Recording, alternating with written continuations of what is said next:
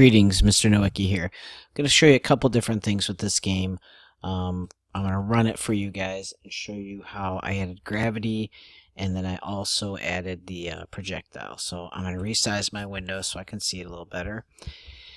And if you see, if I hit the up arrow, I can jump. And the bug is fixed so that I don't keep just, if I hold it down, it brings me up, because that's technically flying, not jumping. But anyway, and then once I move, so the last place I moved was to the right, and if I hit my spacebar, it launches a fireball.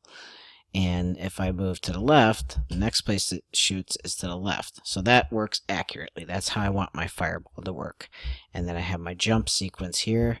And then the other thing I added was a weapon mode. So if you wanted to, let's say instead of shooting projectiles, you wanted to have it to where you type a W, and then either your sprite changes, or you have your sprite changed where your character is carrying a sword or a bow and arrow or something, and then you can do it from there. But basically, so now if I hit Q, I'm back to my regular person. I could make this so that if I am not in weapon mode, I could collect coins or gems, but I can't shoot. I could make it that way. Right now I have it so I could shoot either way. Or I could be in weapon mode, and then when I run into the monster, it'll get rid of the monster. Alright, so that's how that works, but let me show you how to get all that going. So the first thing I'm going to do is go to my object runner, and I'm going to set up my gravity.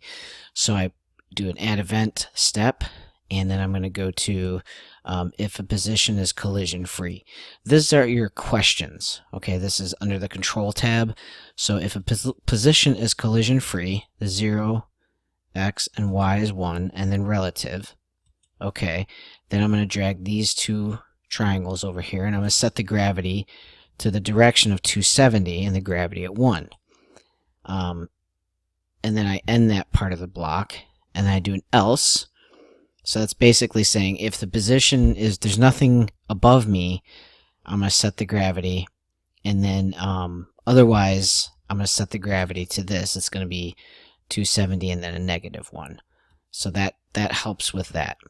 The other thing I have is I have it set that if I fall into the floor or run into a wall, it restarts the room. Now here is where I have a platform.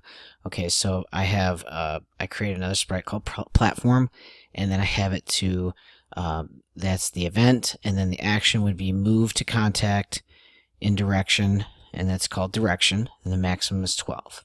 And then I set the vertical speed to 0. So basically, once I'm on that platform, it doesn't it doesn't float away, is what that means. All right, so that's that. That's your gravity. And then my up arrow is where that's the jump. So if there's a collision at that position, 0 relative, then we're going to set the vertical speed at -11. So basically, if there's something over you and you hit that up arrow, it's going to push you back down. All right, so that's how you do the gravity. Next thing is how to create your sprite, your projectile. So I have a create instance on my object runner because that's my main character, and I'm going to set a variable called dir, and I'm going to set the value to 1. And then when I hit the space bar, it's going to create an instance of this fireball, and then just make sure it's relative. That means it's coming from me. That's why it's set at 0, 0, and then relative. So now when I go to my fireball, I have my create event, and I have start of a block here. And what it's doing is it's saying, hey, if this variable called direct dir is equal to 1 as it relates to your runner, I'm going to change my horizontal speed to 10.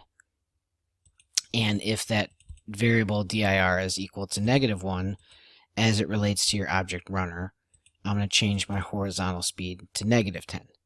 So that's how it knows whether to shoot left or right. Okay, and then here I have if it hits the wall to destroy, if it hits the monster to destroy itself, or the monster, and then I also have it set that if it goes outside of the room to destroy itself. and I should probably, so that's going to be the other. So when it hits the monster, it hits the monster. It destroys it. And here I'm going to say if it hits the monster, it also destroys itself. And I'll make that the second part of that. Alright, so that's that. If I go back, click OK, and then if I go back to my object runner and my create event, I actually added another variable called WPN, and that's for weapon mode. And what that means is when I type the W key, I'm going to change that variable to 1. By default, I start off the game as it's not weaponized. And then I change my sprite into this right here.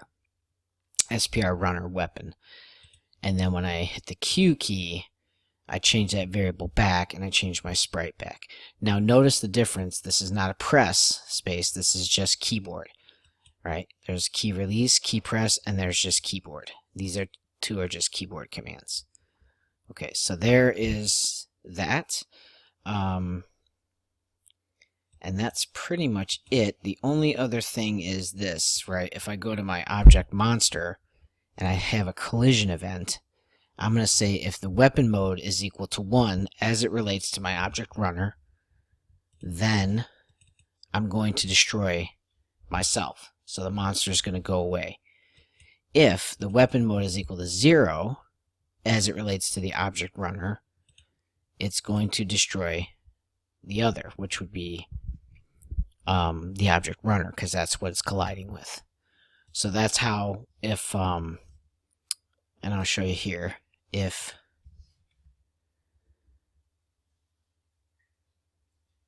I have my weapon mode is currently at 0, that's how I start my game. Now if I go and I touch the monster, I'm destroyed, right? And I could actually add on to that to restart the room, or put up a pop-up notice that says haha, you lost, whatever. So now that I'm in weapon mode, I have my mean face on. When I touch the monster gets destroyed. Alright, that should be it.